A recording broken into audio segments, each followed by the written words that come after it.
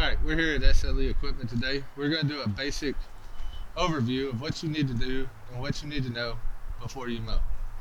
Alright, so now we'll go over some common no-start failures. You always want to make sure your brake is set, okay?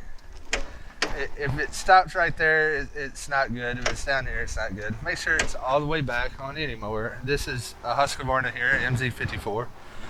So every brake's not going to be like this. For example, some brakes are in the handles and some are lever brakes, some are foot brakes. They're all going to be a little different. All right.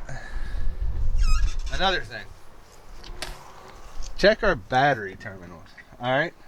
Make sure we don't have any corrosion, rust, anything building up on them, because that can cause electrical malfunction. Your seat switch. Some machines will start without you sitting on the seat switch. I do not recommend it because sometimes you have some linkage just shifted in the transmission and other things, or your brake's not holding. You can get hurt. You can get someone hurt, or you can damage your property.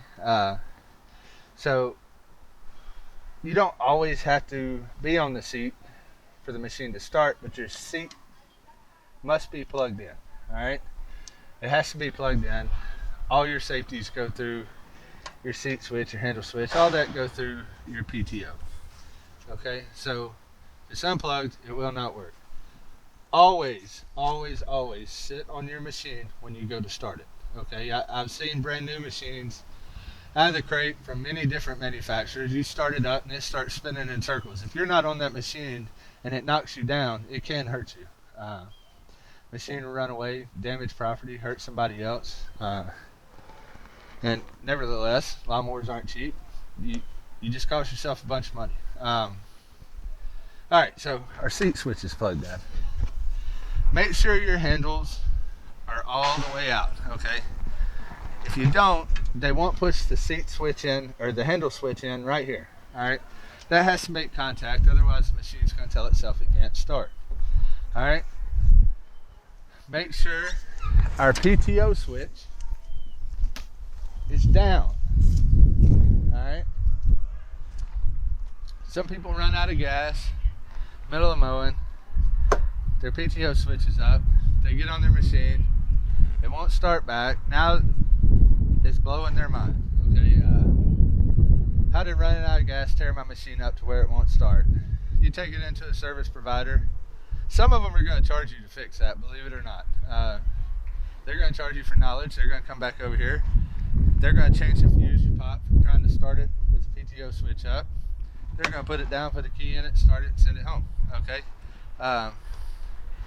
So always double check yourself. Make sure if you've run out of gas or you had to stop for any reason whatsoever, you put your switch back down.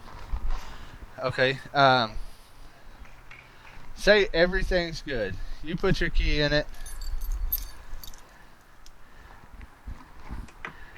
You turn it to the start position and it won't start.